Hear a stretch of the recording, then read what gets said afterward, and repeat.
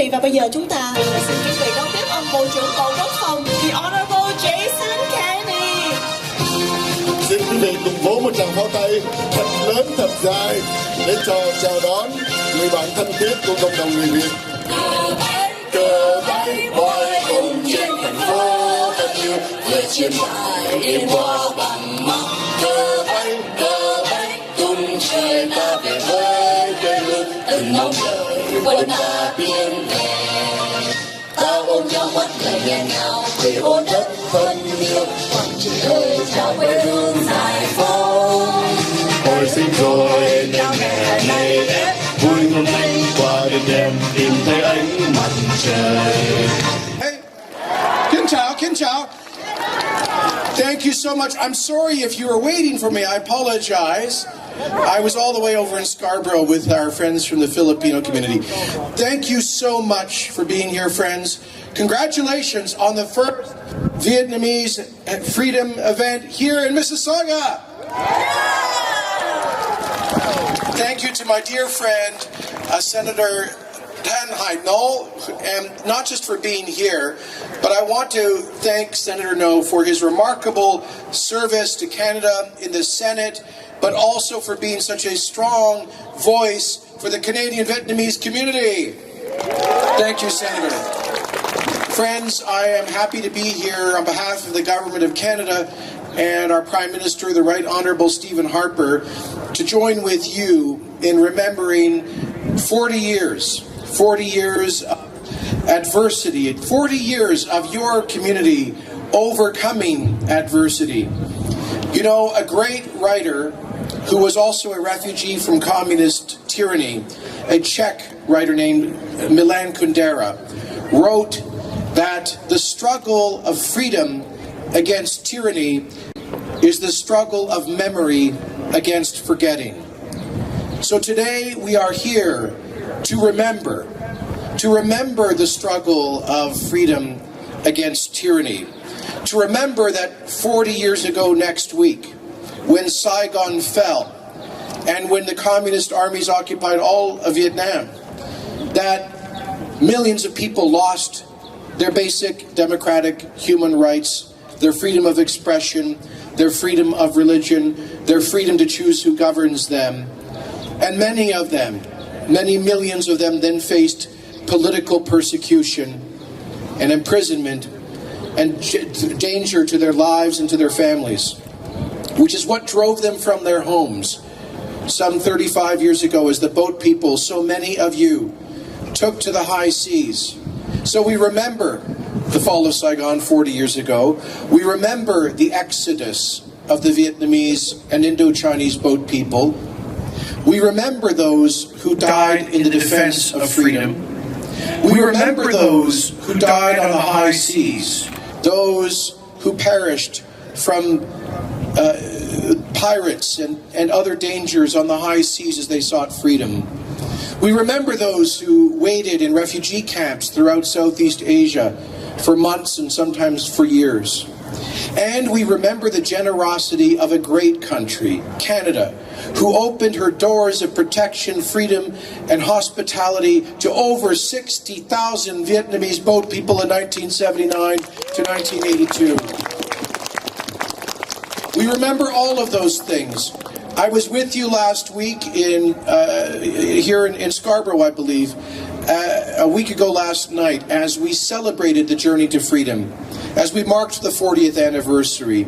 And we said thank you to former Prime Minister Joe Clark and my predecessor, former Immigration Minister Ron Atke, who were members of a conservative government in 1979 and 80, which decided to open those doors of protection and freedom to the Vietnamese in welcoming more Vietnamese refugees in that time on a per capita basis than any other country in the world. That's Canada. Yes. Thank you, Canada. Thank you, Canada. And that wasn't an easy or obvious decision to make. There were people in Ottawa that were in power before. We heard this from Mr. Atke. The previous government at the time didn't want to admit more than they only wanted to bring in 5,000 Vietnamese refugees. They were afraid that Canadians wouldn't welcome you, but they couldn't have been more wrong. And so we opened those doors in 1979, and now we have a strong, vibrant Vietnamese community that is giving back.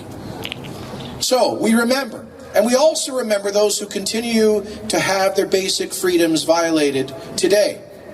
And that is why the Government of Canada calls upon the Government of Vietnam to respect the universal rights of its own people to such fundamental freedoms as freedom of religion and freedom of conscience. And we call for the release of all of the political prisoners in Vietnam today. Yes, thank And you. we remember that some Vietnamese refugees were stranded. They were left behind in Southeast Asia. The United Nations closed the resettlement program in 1983, as you know. But in 1983, and in the years that followed, Vietnamese continued to trickle out to Cambodia, to Thailand, to Philippines, and to elsewhere. But thanks to the great work of organizations like Voice, and the Vietnamese community of Canada, we did not forget the people who were left behind. And so in 2007, when our government was approached by the Vietnamese community to help with the resettlement of the Vietnamese refugees in the Philippines and Thailand, we said yes. We said yes, and since then we have welcomed, thanks to your sponsorship and generosity, over 250 Vietnamese refugees who were stranded in the Philippines for 25 years. Thank you, Canada! And right now, Thank you, Canada!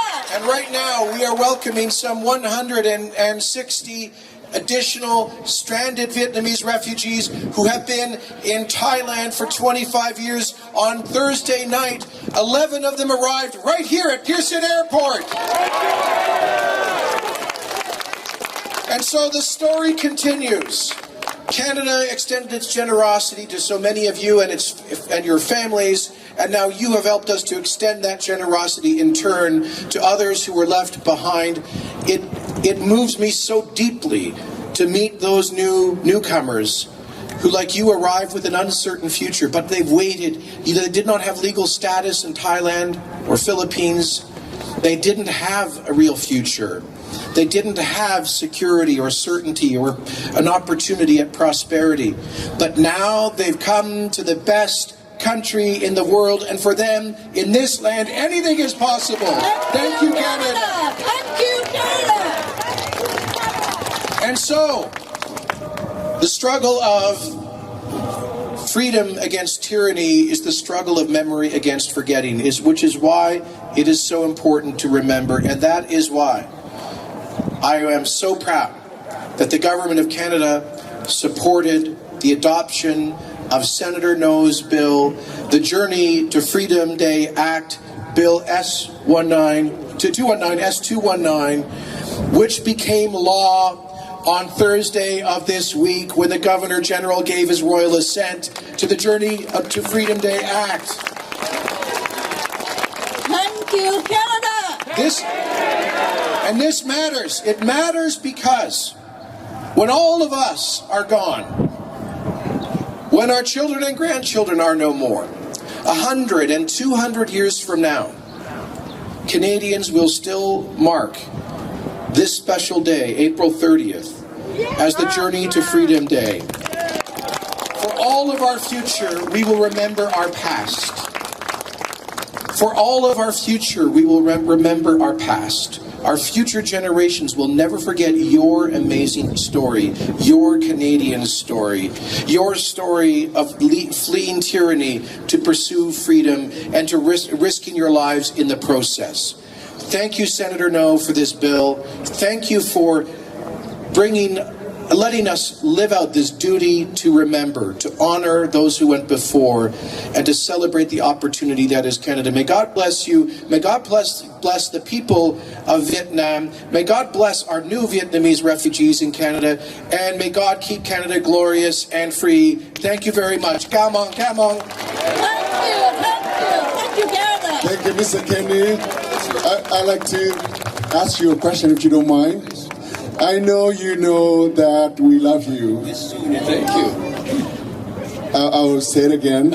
I know you know that we love you. It's mutual. But I'm just wondering if you know how much you are loved, how much, by the Vietnamese community. Thank you.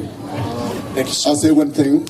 Our program was supposed to end at 2 o'clock, which is almost half an hour ago. Sorry. But no. That's not what I'm trying to do. But people didn't wait. They just stay here to meet with you. And when you came here, you see how many people are here to meet with you. That's how much they love you. Kenny.